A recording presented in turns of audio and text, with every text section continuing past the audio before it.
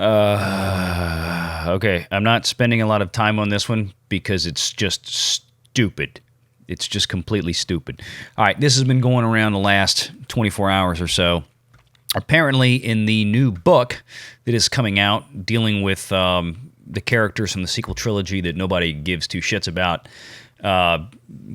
force healing, just junk. Just go through it. Let's just go through it. Painfully go through it. Force healing is a rare and unique power in that galaxy far, far away. In fact, we've only ever seen two people who were capable of performing it: Baby Yoda, Grogu, and Rey. And in The Rise of Skywalker, the latter uses the ability on more than one occasion throughout the film. Right, because she had to be Space Jesus Super Rey. She had to be the bestest ever! Or whatever. I don't care anymore. These articles are just killing me slowly, having to go through these things. It's terrible. For the record, I could far more believe that Grogu could pull off a power like that we had never seen, because inherently he was the same species as Yoda. There was a lot of things about Yoda that we don't know, but all we know is that species is one of the most force-sensitive, most in-tuned with the Force, most force-powerful species in the galaxy, bar none. So I can get that with Grogu. I don't buy it with Rey. Just like most other things with Rey, I don't buy. Let's just read the quote. This is from the book Skywalker, A Family at War, which chronicles the history of the Skywalker family, which, honestly, I don't even understand the point of this book. I think we have chronicled the history of the Skywalker family pretty damn well already, have we not? I mean, we had 6 movies on this. What else is there to say at this point, unless you're just trying to go back and retcon it into some kind of nonsense? But here we go. All right, so healing through the Force is a peculiar thing, the book reads.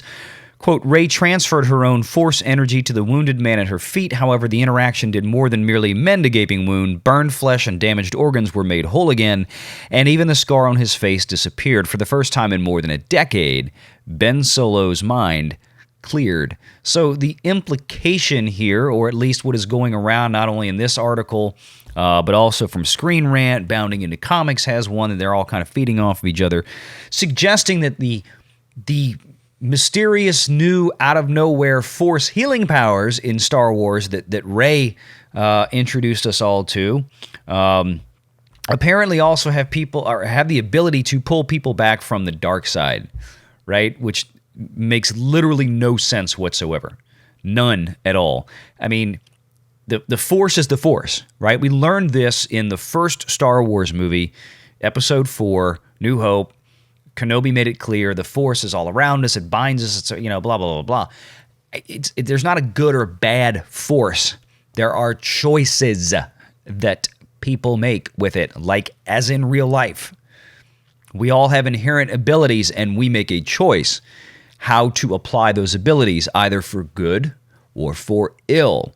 There is no difference in the concept of the Force, and again is what made part of Lucas's storytelling so brilliant, because he brought it back to real life.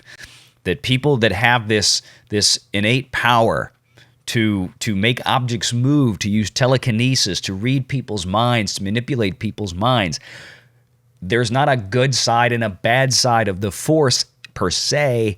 It is all centered around the choices of the Force wielder. And that is the difference between following the path of the light side or the dark side of the Force. You go over to the dark side of the Force is because you've made a cognizant decision to go there. And I can't imagine how on earth that, now all of a sudden Force healing powers does what? It erases your decisions? It erases your choices? I don't... This doesn't make sense. Here's the bottom line, because I want to wrap this up and get the hell out of here, because this is just garbage. This is it. Okay, this is just more of Kennedy-verse Star Wars still trying desperately to go back and explain the nonsense that they crapped out in the sequel trilogy. That's all this is. If they come out with a movie, then they have to write a book to explain it. I think that's pathetic. If you have to write a book to explain what you did in the movie that didn't make any sense, then you screwed up. It's just that simple. And that's all this is. Pay it no mind. I'm going on to bigger and better things. And if I have time today, I'll be cutting a video briefly on this new Ahsoka plot news that we have about the Ahsoka show, which is frankly much more interesting. It's nothing terribly new, but because one of my earliest videos from a couple of months ago, probably a lot of people still haven't seen it, I'm going to bring it back up in this next one if I get time to do this later this afternoon. So please stick around. And if we get more stuff like this from sequel trilogy information and sequel trilogy books, just do what we all should do with it and throw it in the garbage. That's it. Take care.